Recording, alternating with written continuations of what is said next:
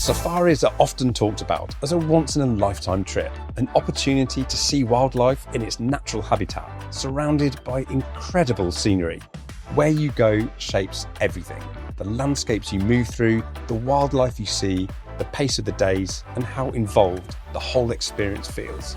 In this episode of Travel Smart, I'll be comparing two standout safari destinations. Kenya, the place a lot of people tend to picture when they hear the word safari, and Uganda, a country that might surprise you if you take a closer look.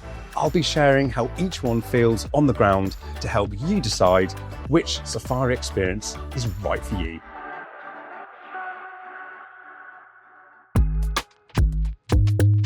Both Kenya and Uganda are reachable from the UK with one-stop flights, but the journeys feel slightly different. Kenya is generally the more flexible option. There are more routes into the capital, Nairobi, including direct services, and the flight times are around 8 or 9 hours. That makes it feel very accessible, especially if this is your first long-haul safari trip or you're travelling on a particularly tight schedule.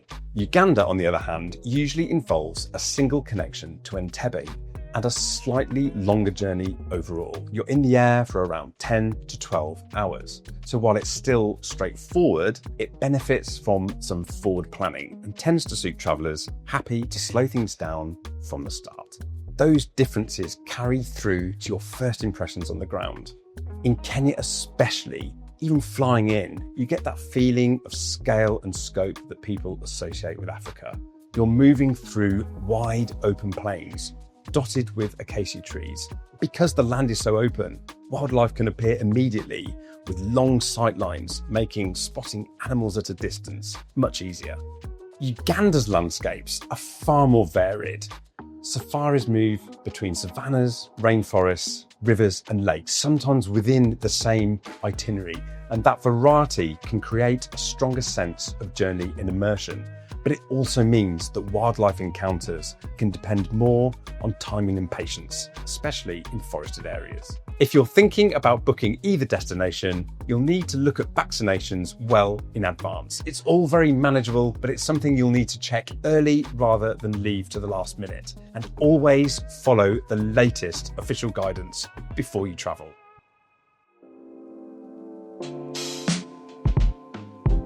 In Kenya, safaris are built around classic game drives. You spend long stretches in a vehicle covering lots of open terrain. In places like the Masai Mara National Reserve, it's not unusual to stop the vehicle and realise there is something happening in every direction. It's common to see multiple iconic species in a single outing. A typical day follows a clear rhythm. Early morning drive, time back at camp during the heat of the day, then another drive in the late afternoon. This structure works well if you want consistent sightings and a strong sense of routine. Uganda's safari experience is more layered. Days in Uganda tend to change more as they go on. You're not just repeating the same experience in different locations. You're moving between very different environments. Game drives still play an important role in parks like Murchison Falls and Queen Elizabeth National Park, but they're often combined with other ways of experiencing wildlife. That might include a boat safari, guided nature walks, or simply moving through very different landscapes over the course of a trip. Uganda's most distinctive experience is gorilla trekking in windy impenetrable forests.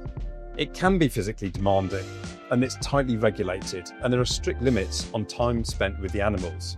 But for many travellers, this single encounter becomes the absolute emotional centrepiece of the entire journey. Both countries offer extraordinary wildlife experiences, but the emphasis is slightly different each time, and that shapes how the days unfold. So how do you choose? It really comes down to the kind of experience you want to have. If what you're looking for is a clear, classic safari experience with iconic scenery and consistently strong wildlife sightings, Kenya is a very strong option. It tends to match what a lot of people already have in mind when they picture safari. But if you're drawn to something greener, quieter and more varied, or you're interested in experiences beyond traditional game drives, Uganda is the destination for you. Regardless of the country you choose, you'll more than likely end up in the evening with a drink in hand, sitting around a fire amid a symphony of animal calls, swapping stories from the day as the sun goes down. So that's our take on Kenya versus Uganda. They both offer world-class safari experiences. It's not about the quality, it's about the character. It's how the day feels, how you move through the landscape, and the memories you want to take home. For more travel advice and tips, visit independent.co.uk/travel. See you next time.